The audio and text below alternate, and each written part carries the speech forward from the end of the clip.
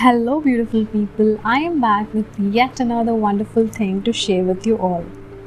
So, before getting into the topic, I want to tell something about the channel.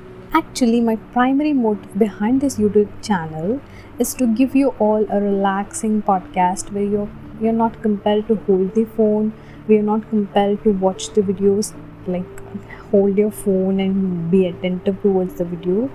No, but rather be relaxed, sit back, close your eyes, or be it you're working, be it you're driving, be it you're taking a break within your study routine.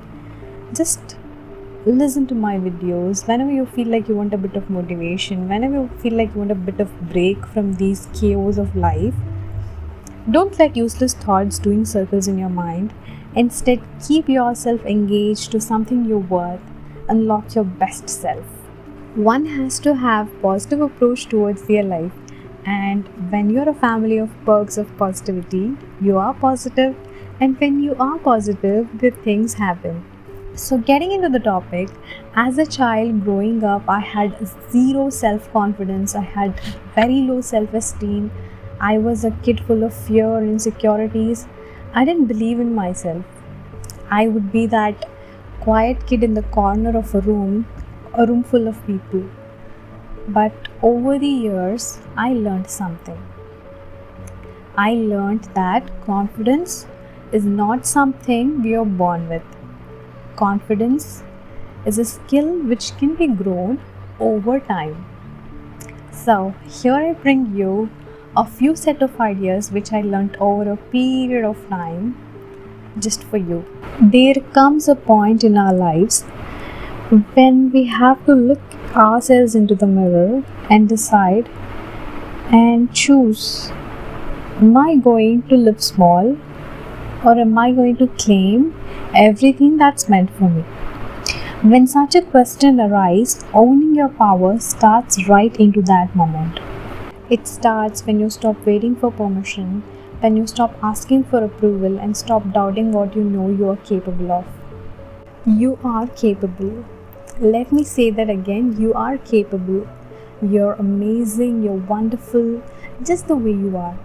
Not the way the world expects you to be, not as someone else thinks you should be, but as you are. Right here, right now, in all your brilliance, in all your messiness, in all your craziness, in all your greatness.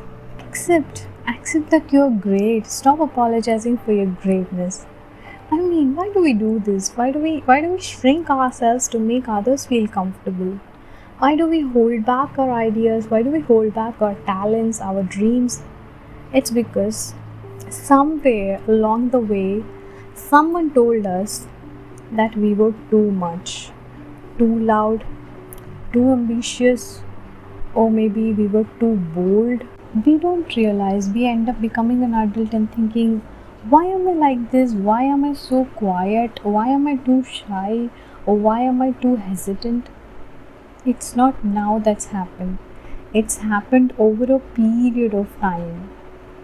That one slap, or that one shame word, or that one yelling, or that one hate speech, anything it could be, like body shamed, it's enough to knock you off course and make your life a big question mark. What's wrong with me? Why am I like this? Self doubting your worth. And we need to be really careful that children don't go through these kind of traumas, and neither we should be the reason for someone else's childhood trauma. Like, we often punish children for being children, but we forget that they are so prone to sensitivity, they're like so prone to traumas. So, from this day forward, stop being apologetic when you haven't done anything wrong. Stop apologizing for taking up space and stop dimming your light because you think it's too bright for someone else. Your voice has power. Owning your power means speaking the truth. How many times have you stayed silent because you didn't want to disturb someone's plan or you didn't want to rock the boat? How many times have you stayed silent when you should have spoken up? And speak up in that negotiation, speak up in that meeting, say no when you mean no, and say yes to the opportunities that scare you but excite you at the same time. When you own your voice, you don't just change the life of yourself but also the lives of everyone around you. Most powerful people don't let life happen to them, they happen to life. I mean, it's just a small understanding that while we may not control every circumstance, we can always control how we respond, right? We have the power to decide, to choose. Every single day, we get to decide who we want to be. And see to it that you don't give the power to anyone or anything. I have a very simple question, okay? The other day, we were driving in our car, and in the opposite lane, a car was trying to overtake us. When it was trying to overtake, it kind of overstepped and came really close to our car, okay? When it was trying to overtake.